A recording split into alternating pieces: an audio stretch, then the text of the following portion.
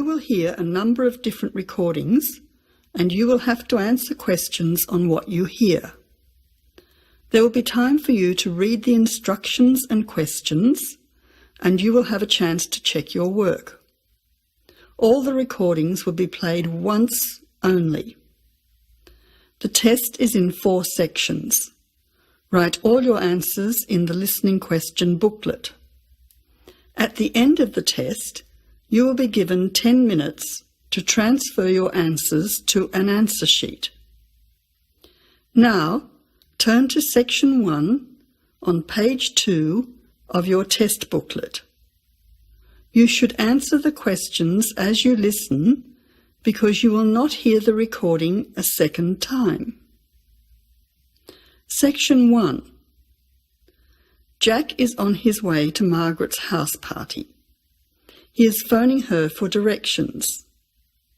First, you'll have some time to look at questions 1 to 5.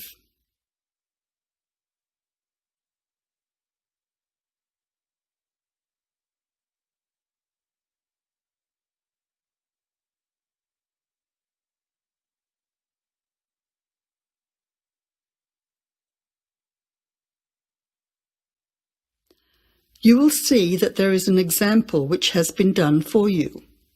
On this occasion only, the conversation relating to this will be repeated. Jack has got lost on his way to Margaret's party. He is phoning her for directions.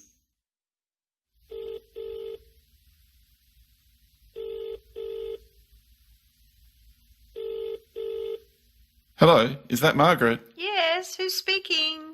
Margaret, it's Jack. I think I'm lost. I can't see a signpost. Jack, so where are you now? Well, I'm a bit confused about the directions, but I'm at a T-junction. Jack says he is at a T-junction, so you choose C, at a T-junction. Now we shall begin. You should answer the questions as you listen, because you will not hear the recording a second time. First, you have another chance to look at questions 1 to 5.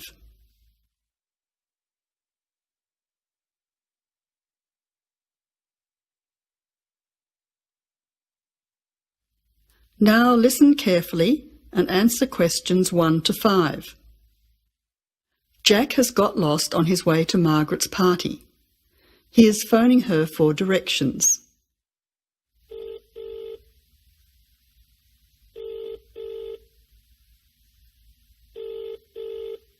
Hello, is that Margaret? Yes, who's speaking? Margaret, it's Jack. I think I'm lost. I can't see a signpost and... Jack, so where are you now? Well, I'm a bit confused about the directions, but I'm at a T-junction. What can you see around you? I can see a pub on the corner. Can you see the name of the pub? Wait a minute, let me see. It's hard to see in the dark. Yes, I can read it now. It's called the Lion's Head. Oh, the Lion's Head. Okay, well then you're not too far away. Go straight ahead through the traffic lights to the next T-junction. Sorry, I didn't hear you. What did you say? I said just go through to the next T-junction. Okay. Now what? Well, there's a park in front of you and a large 2-storey building on the corner. Yes, I can see them. Okay, so now turn left. Hang on, you're coming up the street, so you'll have to turn right. Okay, got it. What's the name of your street? It's Wesley Street, Wesley, number 70. We're the 5th house on the left. You should see a red letterbox and some bushes in front of the house. Okay, 5th house, number 70. I should be there soon. Am I late for the party? It sounds like things are happening there. No, it's only just started. That's good. I should be there in the next 10 minutes. See you soon. Jack hangs up and walks on. 7 minutes later, he calls Margaret again, as he still can't find the house. You now have some time to look at questions 6 to 10.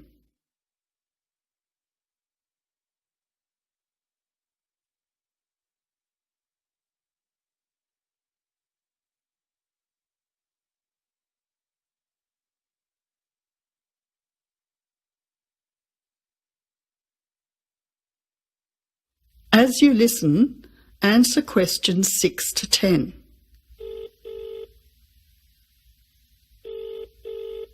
Who's speaking? Hi, Margaret. It's Jack again. Sorry to bother you. Listen, would you mind doing me a favour? Of course, what? Could you tell Mike I have got his camera? I've tried to send him a text message, but it's not going through. Oh, he's not here yet.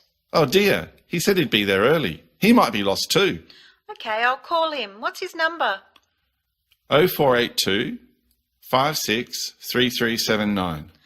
Oh, so that's 0485. No, 0482 563379. Okay, I'll call him right away. But where are you now? Well, I'm in your street, but I still can't find your house. I can't see the numbers very clearly, or a red letterbox. It's pretty dark. I thought you said it was easy to find. Oh, okay, wait there. I'll come outside and get you. All right then, and don't worry about calling Mike. I'll try to call him now. Hang on, there's someone coming down the street. It looks like Mike. Oh, and I can see the letterbox now. It was hidden behind a bush. See you soon.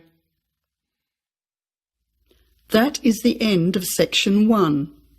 You now have half a minute to check your answers.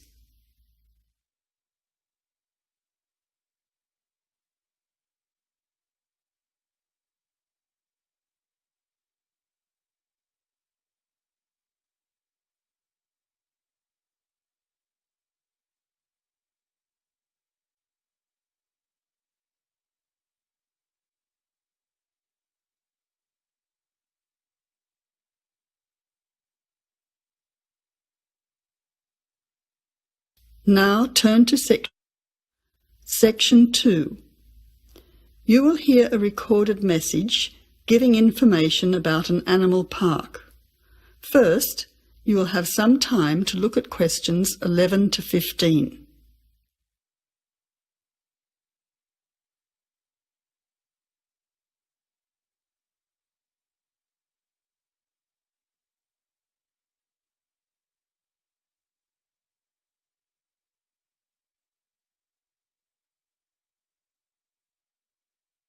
Now listen carefully to the first part of the message and answer questions 11 to 15. Welcome to the Australian Wildlife Park Information Line. The Australian Wildlife Park is very proudly owned and operated by an Australian family, John and Amanda Brooks, who operate the Australian Wildlife Park with their children, David and Sandra. The family doesn't receive any government assistance. It's solely funded by tourists visiting the park. Thank you for your support and assistance. When the Brooks family purchased the Australian Wildlife Park in 1987, the park housed a small collection of animals and birds on a modest 5-acre or 2-hectare property. A few years later, the park doubled in size when the family purchased the adjoining property. Also, the collection of animals started to boom. In May 2003, the family designed and built a new park in the public open space. Once again, more than doubling in size. The park now features about 200 species with more than 2,000 head of animals, birds and reptiles. Regarding the entry fee, adults pay $23, children aged 3 to 14 pay $10, age pensioners are $17 and students are $16. One of the great things about the Australian Wildlife Park is that all of the attractions are included in the entry fee. No extra money is needed around the park, so make the most of your experience. All shows, talks, photo opportunities and animal food are included in your entry fee. In addition, the Australian Wildlife Park is open every day of the year from 9 a.m. to 5:30 p.m, except Christmas Day, 25th of December. Before the final part of the message, you now have 20 seconds to look at questions 16 to 20.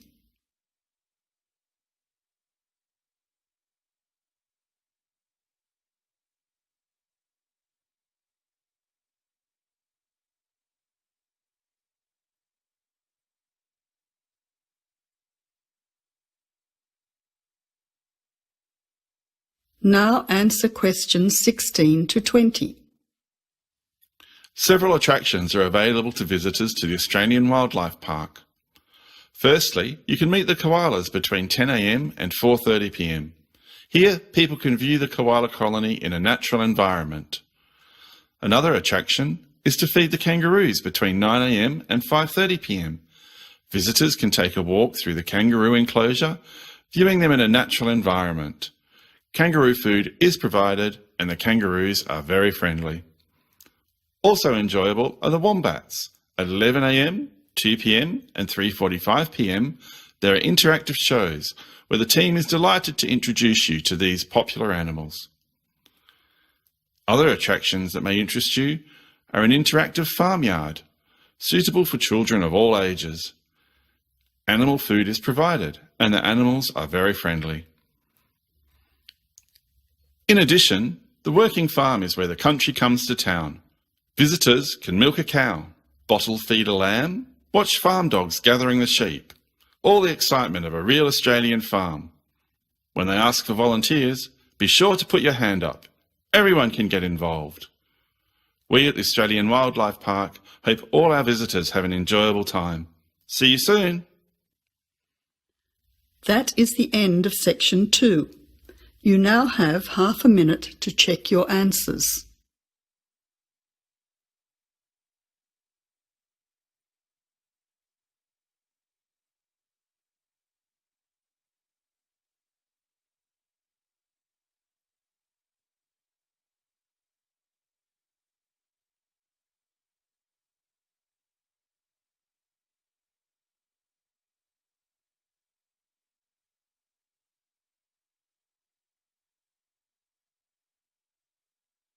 Now turn to section 3. You will hear two students, called Richard and Shirley, discussing the information they have collected so far for a group project. First, you will have half a minute to look at questions 21 to 30.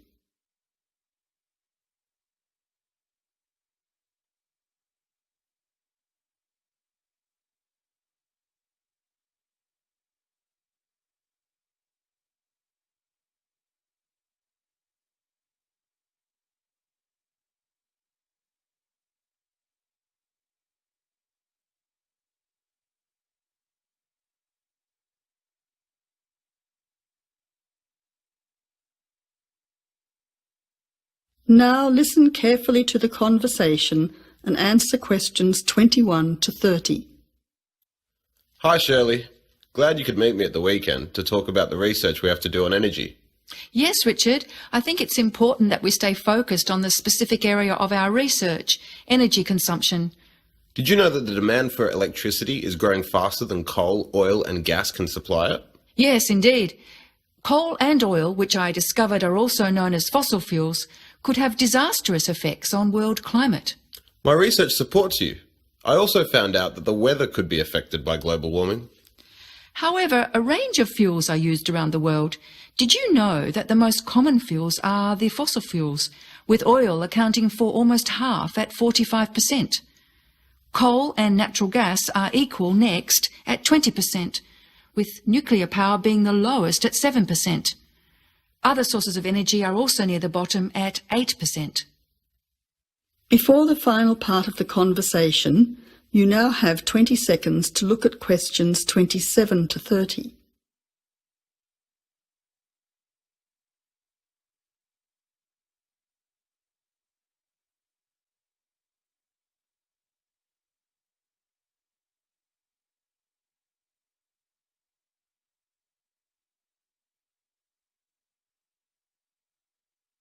Now answer questions 27 to 30. That information will be useful when we look at the different energy sources in detail. We also need to look at the pros and cons of each type of energy. We've already said that fossil fuels increase the world's temperature, but we also need to mention the most serious issue, that these three types of fuel are finite, meaning they will not last forever. Another major disadvantage is that by burning coal and oil in particular, chemicals are released into the atmosphere which combine with water to fall back to Earth and damage both plant and animal life. That really sounds useful. If you focus on coal, oil and gas, I'll look into nuclear power. It is common knowledge that nuclear power stations create radioactive waste, But I'm particularly interested in how this unwanted waste product is dealt with safely. I'll also need to look at the effects on people living near these power stations. Yes, I think all those areas need exploring. Do you think I should also look into renewable energy sources, such as wind and sun, energy that never runs out? Don't you think it's an important area to consider? Yes, but I don't think I'll have enough time to look at it in enough detail. I also agree that we have enough to focus on until our next group meeting. So to finish, you could find some information on the advantages of fossil fuels, and I'll give you the facts that I have already on coal, oil and gas. We don't need to look into other energy sources because I'll get more details on the nuclear industry. That's great. See you in 2 weeks' time. That is the end of section 3. You now have half a minute to check your answers.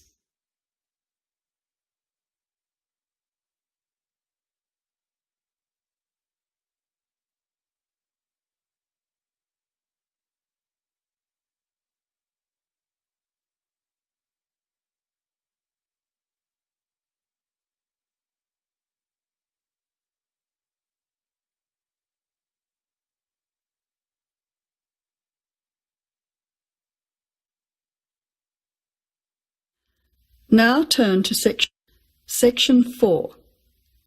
You will hear a talk from a series of lectures on the survival of our planet. Professor Sampson talks about endangered species of flora and fauna. First, you'll have half a minute to look at questions 31 to 40.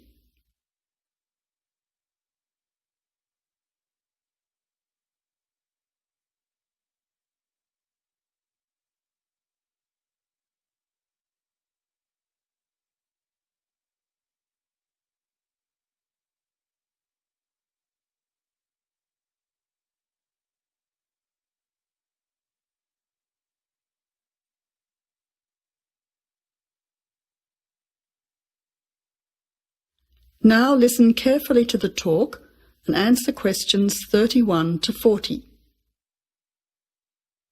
Good afternoon, ladies and gentlemen. Today's topic in this series of lectures on our planet is about ensuring the survival of our very important plant and animal species. In this lecture, I want to discuss one way that we can do this. No one will ever see a huge dinosaur thundering through the forest. No one will ever see a paradise parrot flash its rainbow colours across the sky. The fact is that many animals and plants have been wiped out. Sadly, they are extinct. It is too late for them. Extinction is forever. We can't do anything about the species that have already disappeared. But today, there are many animals and plants that could still become extinct in the future if we do not act now. They are endangered. The African elephant and rhinoceros have become endangered because of the value of their tusks. Australian parrots and reptiles are smuggled onto planes because certain people in other countries are prepared to pay thousands of dollars for them. And there are many other species around the world that are endangered because they no longer have a place in which to live and reproduce safely. The main cause of extinction is the destruction of habitats. A habitat contains all that a living thing needs to survive: space, light, water, food, shelter, and opportunities for reproduction. The population of the world is growing rapidly, and this is placing great demands on land and resources for housing and for growing food. When vegetation is cleared and swamps are drained for agriculture, mining and suburbs, or when rivers are dammed to store water, plants are destroyed and animal life is threatened. In other words, humans are changing and destroying the habitats of animals and plants, which is in turn reducing their chances of survival.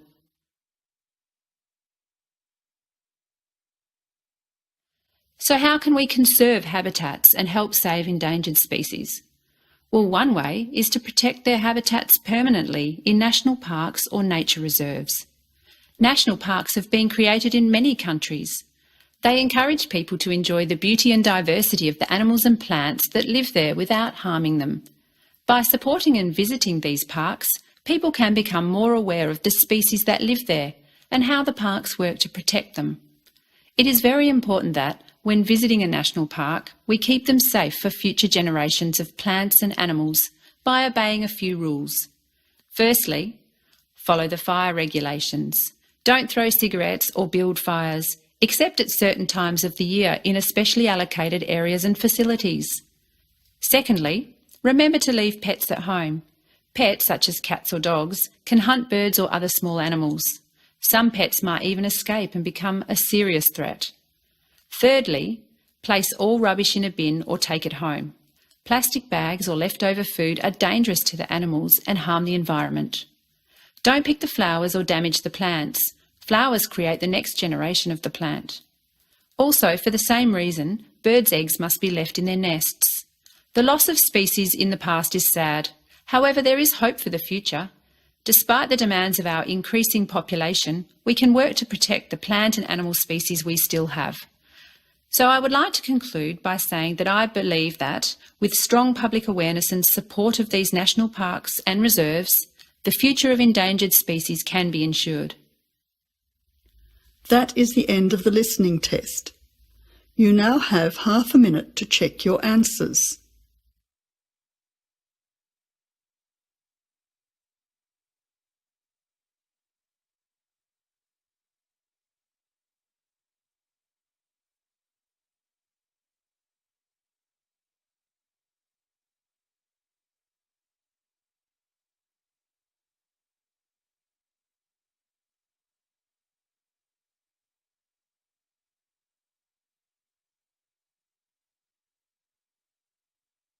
You now have 10 minutes to transfer your answers to the listening